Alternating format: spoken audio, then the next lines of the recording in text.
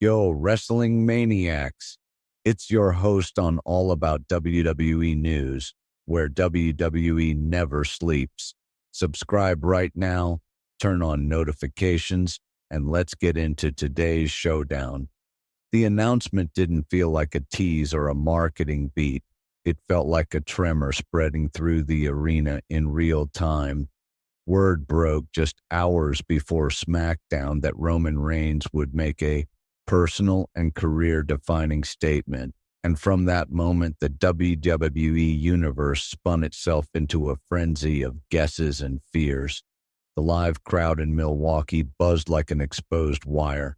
Then the music hit, and everything turned cold and still. No title, no entourage, no Paul Heyman, no bloodline. Just Roman alone, walking a mile with his eyes. The bloodline is no more.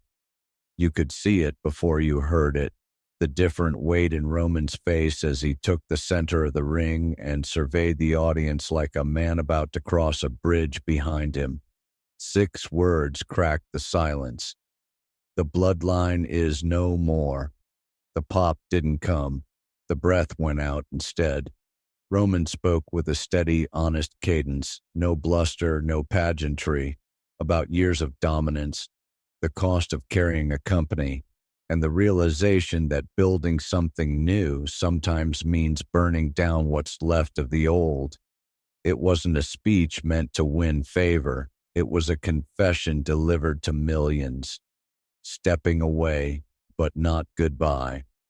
When he said, "I'm stepping away from WWE," the crowd reacted like a lightning strike. Gasps, shouts, tears, and then he caught that free fall with a single line. This isn't retirement. This is a reset. It reframed everything. He wasn't quitting. He was removing the crown to forge a different kind of power. Roman made it clear he's conquered every mountain WWE put in front of him.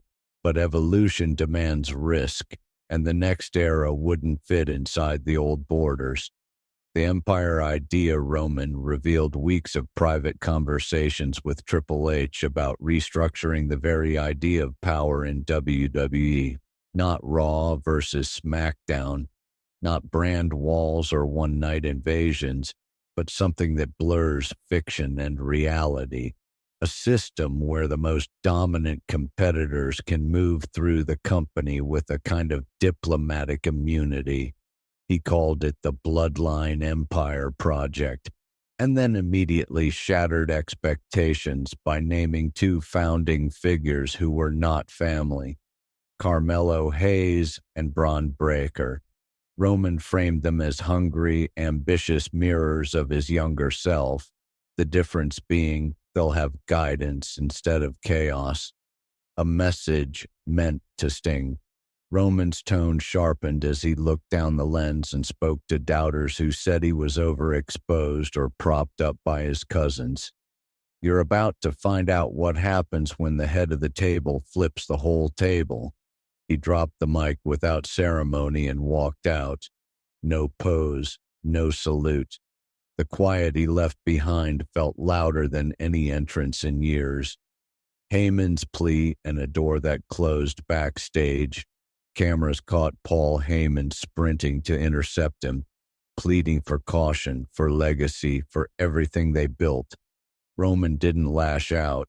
He just ended the conversation with a flat verdict. We built it. Now I'll rebuild it without you. Heyman's expression, shock, heartbreak, a flicker of fear, told the rest of the story. For the first time in a very long time, the wise man had no map. Solo Sikoa's shadow and the hint of a civil war. The most haunting fallout came from silence. Solo Sikoa didn't rush to a microphone. He sat in a quiet locker room staring at the nameplate Roman left behind, and when pressed, he offered just one line. If the chief is gone, then there's a new chief coming. It wasn't bluster. It was a promise that the family saga wasn't ending. It was molting. The possibility of a bloodline civil war, Roman's new empire versus Solo's rebellion, suddenly felt less like fan fiction and more like an oncoming storm. Sovereigns in the Dark SmackDown opened days later under a blackout, the spotlight finding Solo alone in the ring, ready to fill the vacuum. Then the screens flickered. Roman, live from an undisclosed location, challenging his brother to prove he can wear that mantle. When the lights came up again, masked figures ringed the apron. The ambush was clinical, not gratuitous, and when officials tore the masks away, the names hit like drum beats. Jimmy Uso, Tama Tonga, and a thunderous return, Jacob Fatu. Not a reunion, but a reorientation. Not the bloodline, but something harder, colder, the Sovereigns. Triple H draws the line authority had to answer. Triple H walked to center ring with the resolve of a man who has lived through eras and knows when a new one is trying to swallow the old. He announced a reckoning. Survivor Series War Games. Sovereigns versus WWE's chosen defenders. Captained by Cody Rhodes, Seth Rollins, and Brock Lesnar. It wasn't just a match announcement.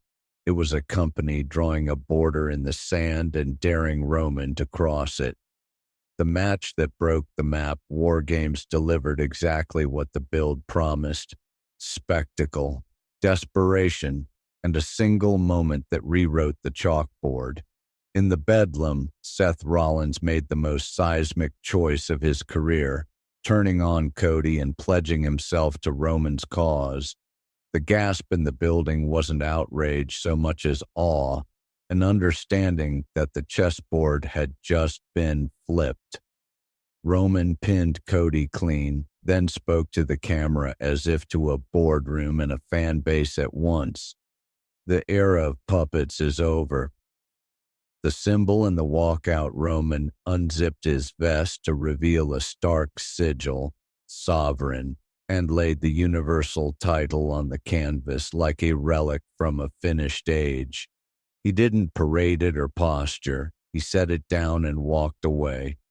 Brock Lesnar moved to cut him off, but Roman said something we didn't hear and Brock froze, not KO'd, but calculating.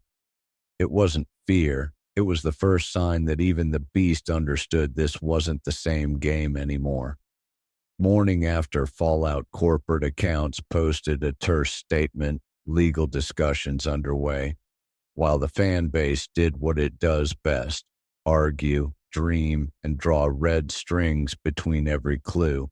Is Roman a rogue power broker, a competitor above brands, or the architect of a parallel banner taking shape inside WWE's walls? The beauty of the angle is that it never asks you to choose. It lets each possibility feed the next. What comes next? The most fascinating part of this new chapter is how personal and structural it feels at once. Roman isn't just making a faction, he's making a thesis about what power looks like in modern WWE, fluid, borderless, answerable only to results. If the Sovereigns keep gathering gravity, Carmelo Hayes, Braun Breaker, Jacob Fatu, Naomi returning at their flank, then the company isn't just telling a new story, it's testing a new ecosystem. And somewhere inside that test, Solo Sikoa is tightening his fists, Cody Rhodes is recalibrating, and Seth Rollins is daring the world to call him wrong. Final word. Roman Reigns didn't leave a vacuum. He built a vortex. By ending the bloodline and launching something sharper and less sentimental, he reframed dominance as a moving target and dared everyone else to keep up. Whether you're cheering the revolution or mourning the dynasty, the truth is the same. The table didn't break, it evolved, and the next era won't be decided by a belt draped over a shoulder. It'll be decided by who can bend the rules without breaking the audience's belief. Legacy used to be a trophy case. Now it looks like a living, breathing empire, and the man who carried the company may be on the verge of redefining it.